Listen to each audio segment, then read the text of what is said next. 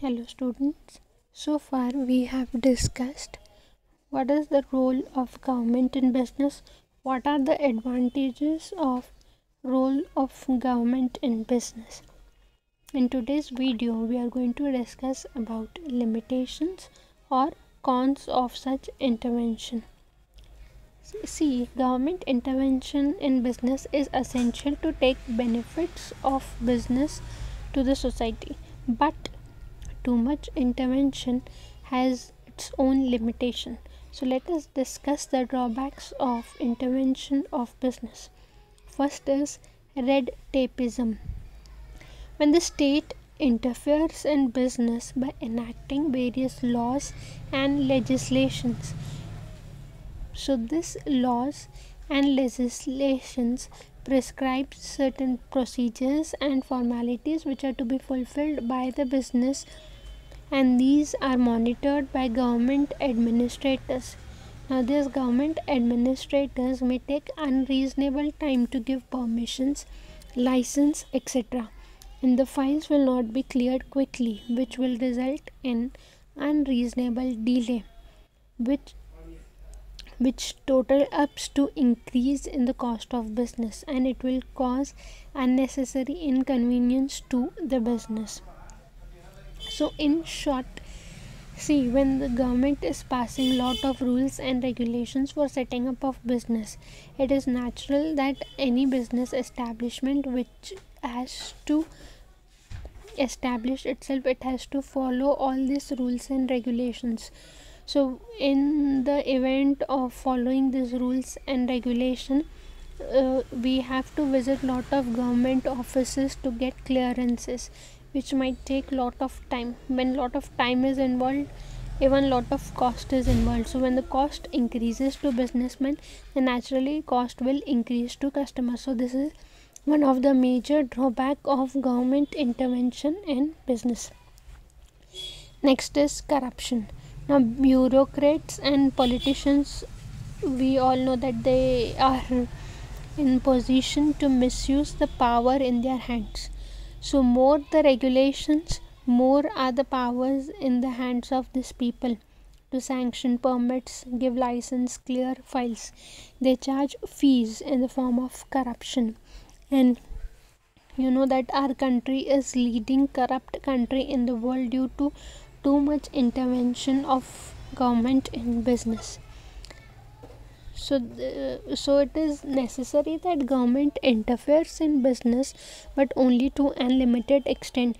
But if there are too many restrictions, rules and regulations which are to be followed by a business organization for doing business, then it will lead to corruption. When there is more corruption, then that is harmful for the growth of business as well as for development of the society. Next is lack of initiative. Now, too many restrictions will take away the business initiative. Businesses that are innovative or who adopt new practices can survive in the market, but they can do so if they are given freedom to promote and manage business of their choice. Suppose if government puts lot of restrictions on starting up a new business, especially we know that when you want to start a new business or if you come up with innovative idea, there is no agency to support such startups. Of late, people are realizing importance of innovations or new ideas in business, and they have come up with schemes like venture capital and so on. But earlier this was not the case. If any person came up with new idea or innovation, there was no proper agency to support them. But when it comes to developed countries where they have capitalist form of economic system, there are very few restrictions for business. So you can see countries like US and Japan, they have got lot of startups because they have got more freedom to do their business. But when it comes to mixed economic system like ours, or if we talk about communist form of government where there is lot of restrictions put up by the government for setting up business enterprises, that lack of initiative or that innovative ideas cease to develop in such countries, because there is lot of interference by the government. If there is less interference by the government, such industries or such business ideas can flourish, and they might lead to earning of good profits by the business people. Next is manipulation of laws and planning. The lawmakers or the policymakers in an economy are either the politicians and top bureaucrats. So these people actually must frame the economic policies and decide the procedure of business in such a way that it is beneficial for the entire society. But in reality, what happens is these people come under the pressure of some big industrialist or traders who might try to bribe them, so that the policies and plans that are made, they should favor them, right? So all these things are very common in countries wherein there is lot of government intervention, and where the lawmakers or the policy makers are not very strong or well versed in all the matters relating to development of business or development of economy in that particular country.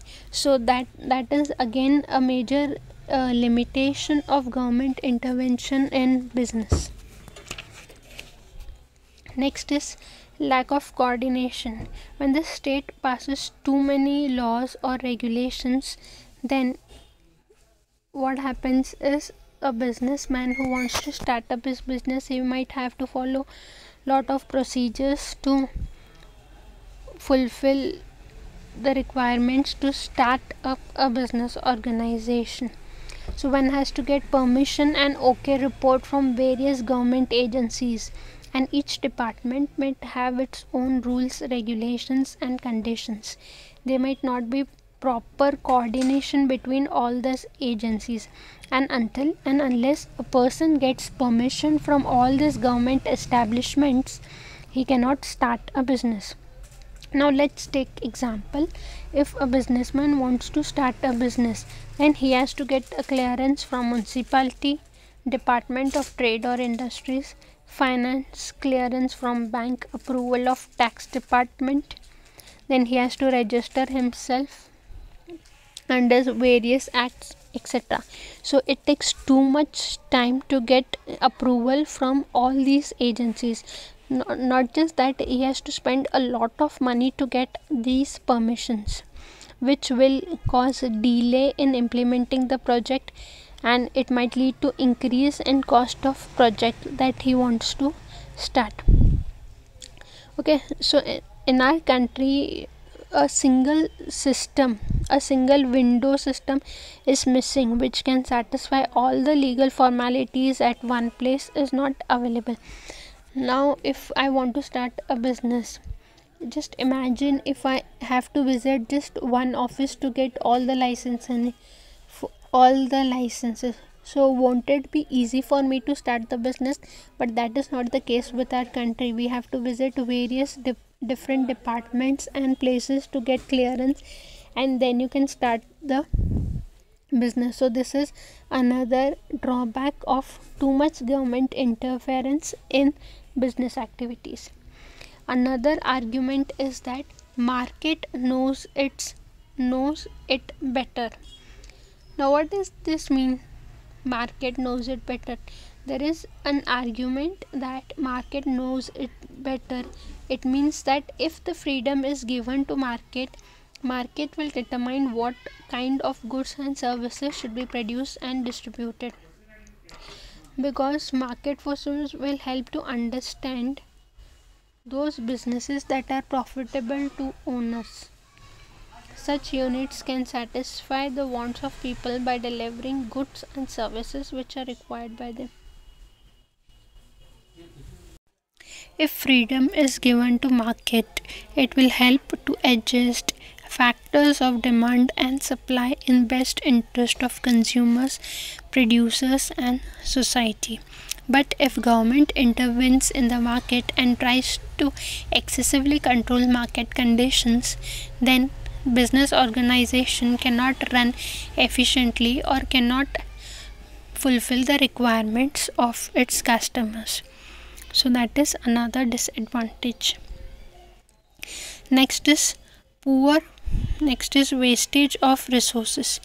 Too much of state intervention may result in wastage of resources. We all know that resources that are available with our country are limited, and it is very important that the resources which are available with the country are utilized in an effective and efficient manner. State will decide the priority of industries where resources are to be invested.